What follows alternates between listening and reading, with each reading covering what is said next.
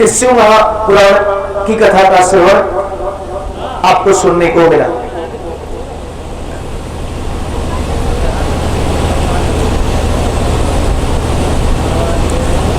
सबसे बड़ा दुनिया में सत्संग है और सबसे ज्यादा फल सत्संग से मिलता है।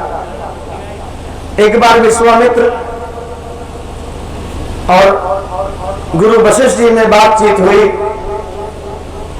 विश्वामित्र जी कहते हैं दुनिया में सबसे ज्यादा फल देने वाला है तप, और वशिष्ठ जी कहते हैं दुनिया में सबसे ज्यादा फल देने वाला है सत्संग।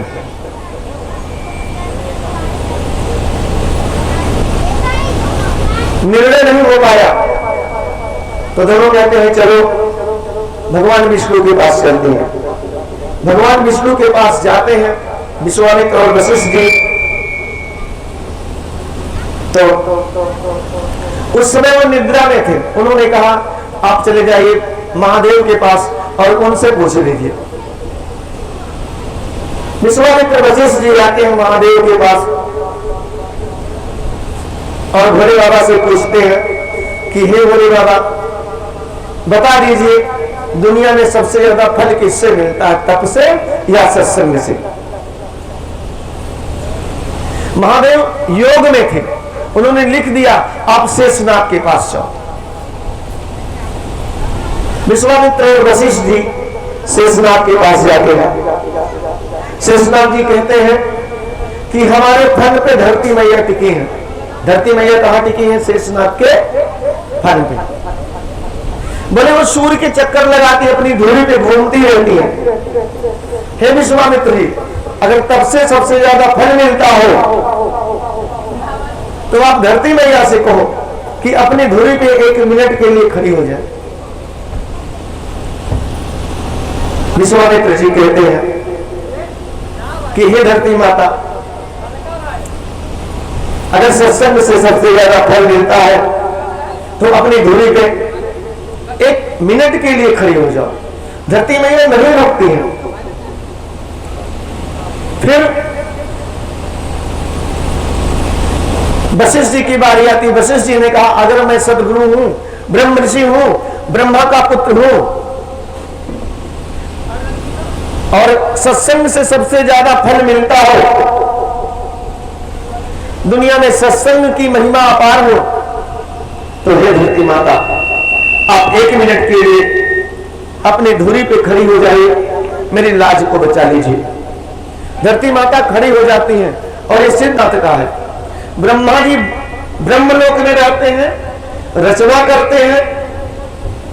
विष्णु जी वैकुंठ धाम रहते हैं, पालनहार हैं, गर्भ में पालन करते हैं और 84 लाख जीवों को कहां डाल दिया? मृत्यु लोक में। मृत्यु लोक के देवता भोले बाबा। सबके भरण पोषण की जिम्मेदारी महादेव की। बिना सबको आहार दिए मेरे बाबा स्वयं खाते नहीं। बिना सबको आहार दिए तो सोचते हैं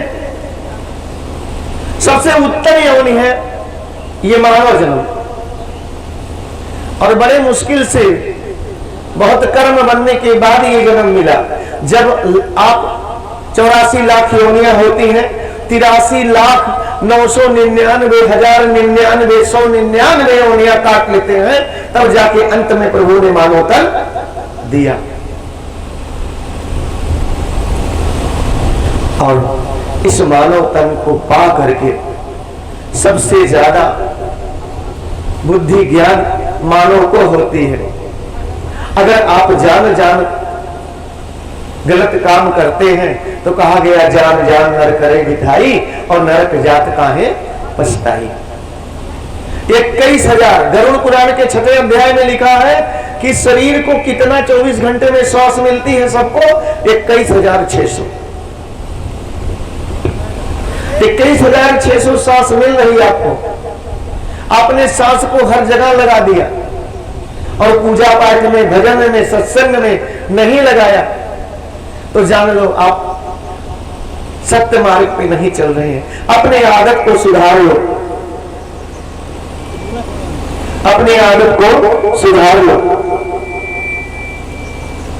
क्योंकि जो है अगर आपने स्तर पा करके भगवान की भक्ति सत्संग नहीं किया तो फिर जीवन बेकार है। इस मानव तन पाने का कोई नहीं। भगवान कहते हैं कि अगर तूने नहीं किया तो समझ जाओ अगले जन्म में चुल्लू भर पानी में डूब के मरेगा। चुल्लू भर पानी में कोई मर नहीं सकता, लेकिन कहावत बनी है, भगवान कहते हैं ये अंतिम जीवन है, चाहो तो मुक्ति पा जाओ। अगर ये पा करके मानो तब नहीं मुक्ति पाया, नहीं अच्छा कर्म किया, देखिए कोई एक जन्म में ही मुक्ति मिल जाएगी। कोई कर्म बना तो अगला जन्म भी मानव का हो गया, और कर्म बना अगला जन्म, 7 जन्म हो सकते हैं। लेकिन अगर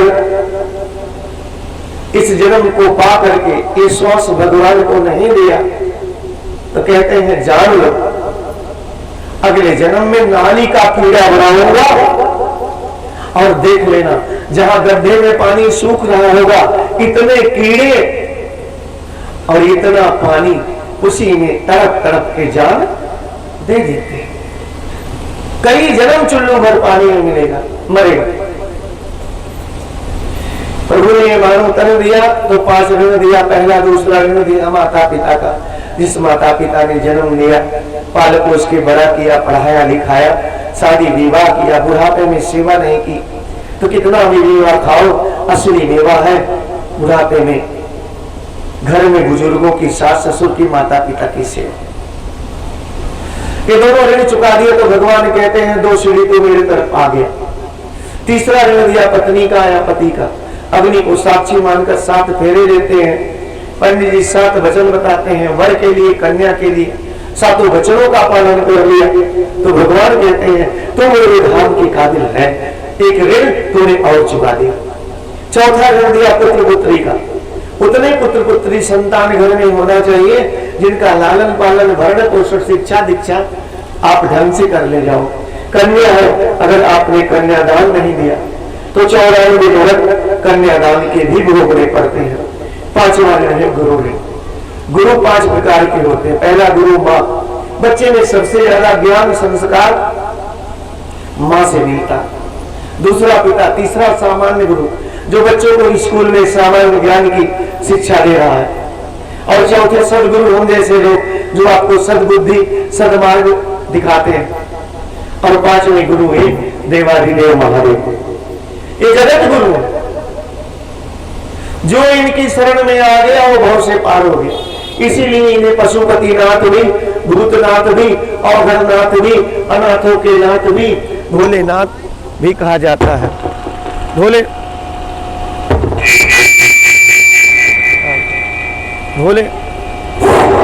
भोलेनाथ भी कहा जाता है। ये जगत गुरु।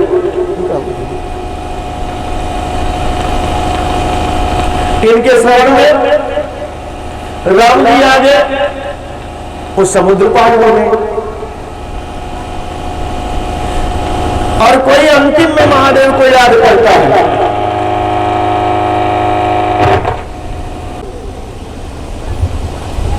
संतान रेखा ही नहीं, बोले अब मैं क्या करूं। भगवान विष्णु के 24 अवतार हैं, केवल एक अवतार कृष्णा अवतार पूर्ण है 16 कलाओं के साथ, बाकी सब अंश के साथ।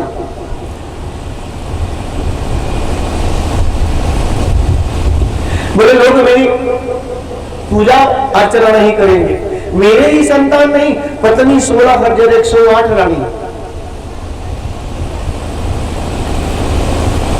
बोले देखो मुझे चाहिए कोई उपाय बताओ कि ब्रह्मा ने भाग्य में जो सुख नहीं दिया हो फिर भी इंसान पाना चाहे तो कैसे मिलेगा। गुरु ने कहा भाभी मीठ से कहीं त्रिपुरारी, ब्रह्मा जी के लिखे भाग्य को इसी में बदलने की क्षमता है। तो गेहूं गिन के रख लीजिए और भोले बाबा के शिवलिंग पे ऐसे उठा उठा करके एक एक दाना रखिए, नमः शिवाय, नमः शिवाय, नमः शिवाय, नमः शिवाय। एक माला का जाप भी हो जाएगा और एक पूर्ण भोग भी चढ़ जाएगा और अगले सावन तक आपके घर में बाबा की दया से किलकारी गूंजने लगे। कोई काम अटक रहा हो, पूरे सावन 2 रोजा जल चढ़ाइए, देखिए आपका काम हो जाता है कि नहीं हो जाता। पूरे सावन आपके घर में लक्ष्मी की कमी है तो 108 कमल के फूल चढ़ाइए, फूल नहीं मिलता तो 108 दाना चावल चढ़ाइए। चावल और कमल के फूल से लक्ष्मी जी सदा आपके घर में टिकती है। फिर क्या कर सकते हैं कि